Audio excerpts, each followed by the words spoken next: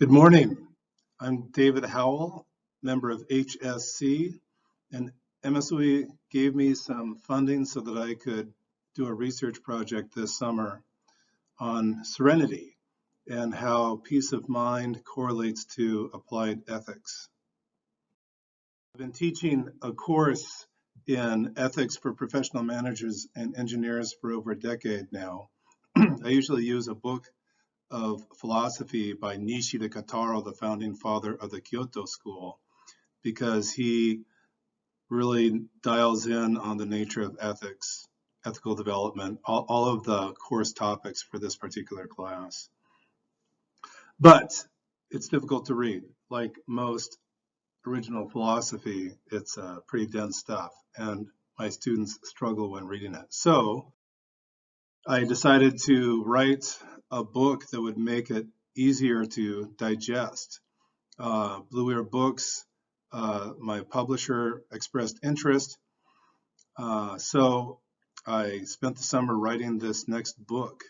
By the way, if you want to buy my first book, it's for sale in the bookstore for $12.95. Just had to put in a plug there.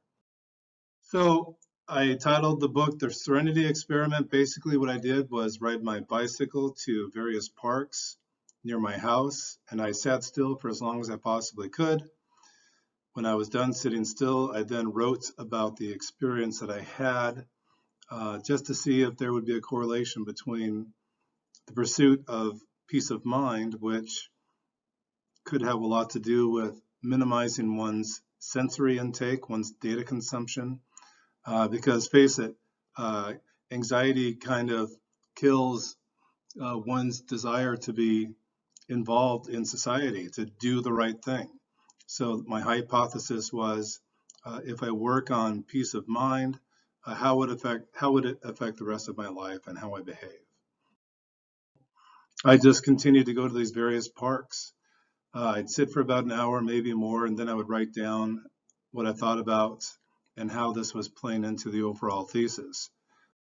My time in solitude, my time outdoors having an impact on how I was behaving, which was interesting because in summer, between the pandemic, the political unrest, the presidential campaign, it was a challenge.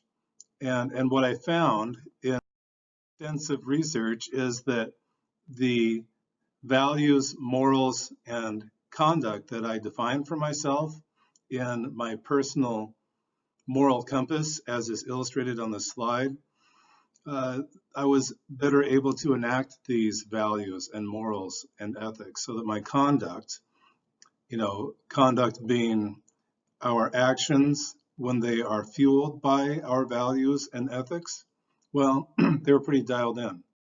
Rough summer. My wife was in a major bicycle accident. I had to help her recover through that.